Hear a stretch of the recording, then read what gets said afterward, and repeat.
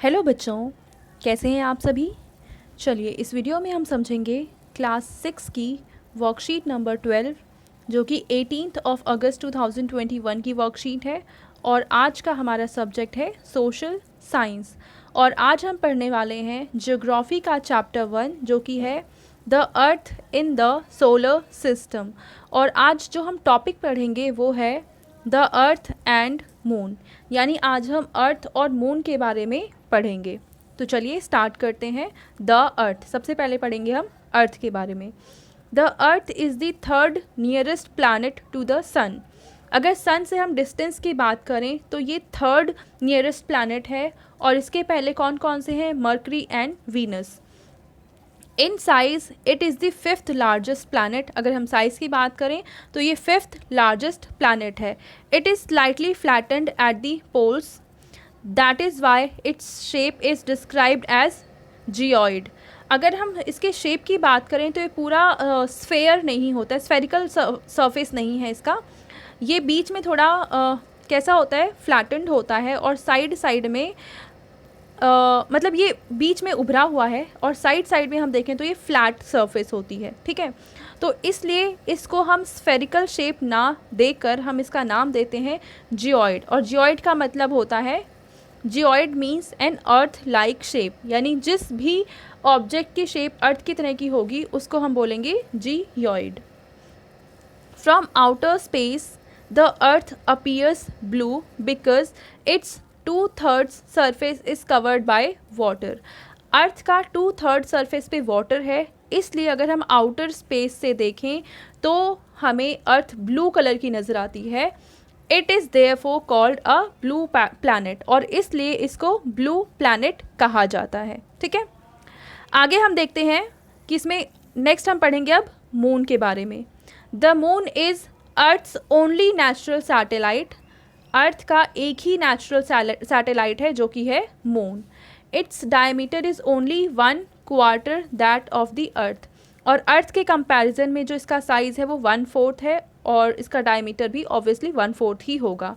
It is about 3,84,800 kilometre away from the earth. तो अर्थ और moon के बीच का डिस्टेंस हमें यहाँ पे बता रखा है। The moon moves around the earth in about 27 days.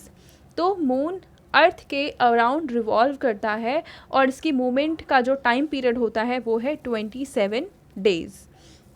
The moon appear at different times in different shapes and at different positions. तो मून अपनी पोजीशन भी चेंज करता है और अपने शेप को भी चेंज करता है। आप लोगों ने अक्सर देखा होगा कि मून हमें कभी किसी शेप का नज़र आता है, कभी छोटा नज़र आता है, कभी बड़ा नज़र आता है, और कभी हमें एक डायरेक्शन में नज़र आता है तो कभी दूसरी डायरेक्शन में नज़र आता है। You can see the full moon only once in about a month's time. एक महीने के टाइम में हमें एक ही बार होता है जब हमें मून पूरा फुल नज़र आता है। It is full moon night, और इसको फुल मून की नाइट या फिर पूर्णिमा कहा जाता है। After that it's size starts decreasing, और पूर्णिमा यानी फुल मून के बाद इसका साइज़ कम होने लग जाता है। अ फोर्टनाइट लेटर, यानी कि लगभग 15 दिन के बाद, you can not see it at all, यानी कि आप इसको नहीं देखते हैं। It is called new moon night और अमावस्या। तो जिस दिन हमें मून नज़र नहीं आता है उसको हम कहते हैं न्यू मून की नाइट या फिर अमावस्या। नेक्स्ट है satellite. A satellite is a celestial body that moves around the planets in the same way as the planets move around the sun.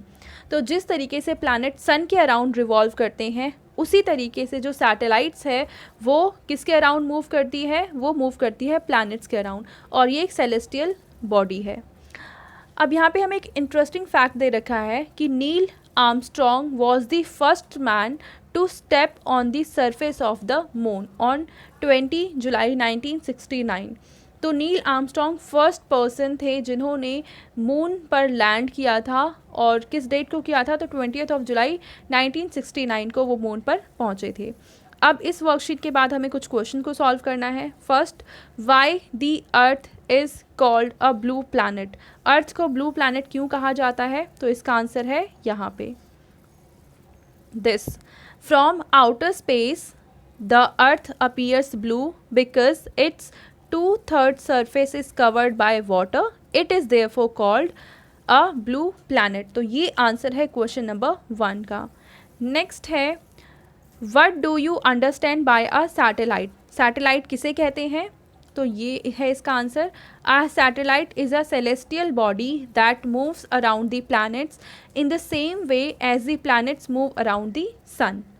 Now question number, this is question number 3। Who was the first astronaut to step on the surface of the moon। तो पहले astronaut कौन थे जो moon की surface पे गए थे? तो वो थे नील आर्मस्ट्रॉन्ग। यहाँ पे आप आंसर लिख देंगे नील आर्मस्ट्रॉन्ग। ठीक है, तो ये थी आज की हमारी ज्योग्राफी की वर्कशीट। आई होप ये वर्कशीट आपको अच्छे से समझ में आ गई होगी और जो भी कॉन्सेप्ट्स इसमें गिवन थे वो आप सारे कॉन्सेप्ट्स आपके क्लियर हो चुके होंगे। Thank you.